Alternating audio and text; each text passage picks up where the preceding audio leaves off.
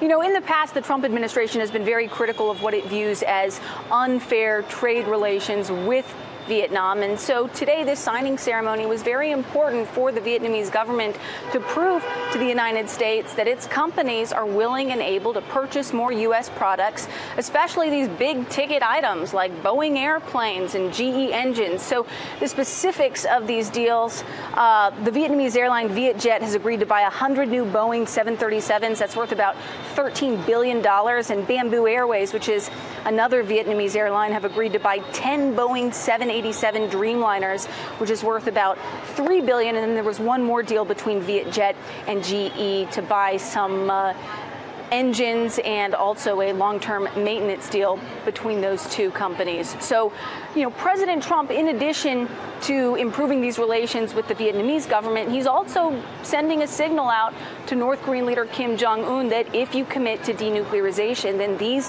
are the kinds of trade deals and goods that your country someday could enjoy once the North Koreans were able to improve their own economy. Now, the next time that you see President Trump on camera today is going to be at another meeting with Vietnamese officials. He's going to be meeting with the Vietnamese Prime Minister for a working lunch, along with an expanded delegation. We know in that previous meeting, at that signing ceremony, we saw the National Security Advisor, John Bolton, the Secretary of State, Mike Pompeo, the White House Press Secretary, Sarah Sanders. So a lot of those same administration officials are expected to be at this working lunch with more Vietnamese officials. But Shannon, the thing we're all really waiting for, right, is going to be happening tonight. This is the first time that President Trump and North Korean leader Kim Jong Un are going to be meeting face to face for their second summit here in Hanoi, Vietnam. It's going to be taking place at a very nice hotel not too far from here. They're going to be sitting down at they're going to be arriving at this hotel at around 6:30 a.m. Eastern time, 6:30 p.m. local time here in Vietnam. They're going to have about 20 minutes for a one-on-one meeting, just the two of them.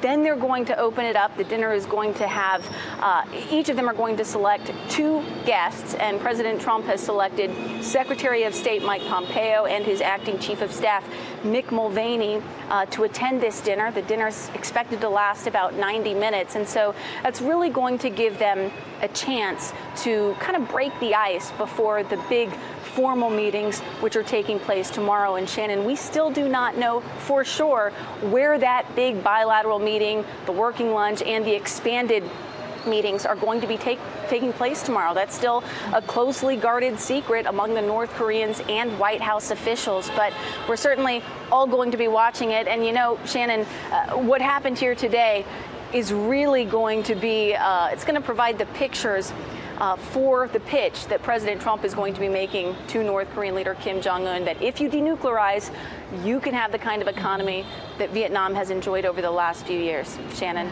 Well, given that not long ago, the North Koreans were referring to Secretary Pompeo as a gangster, that could be an interesting dinner tonight.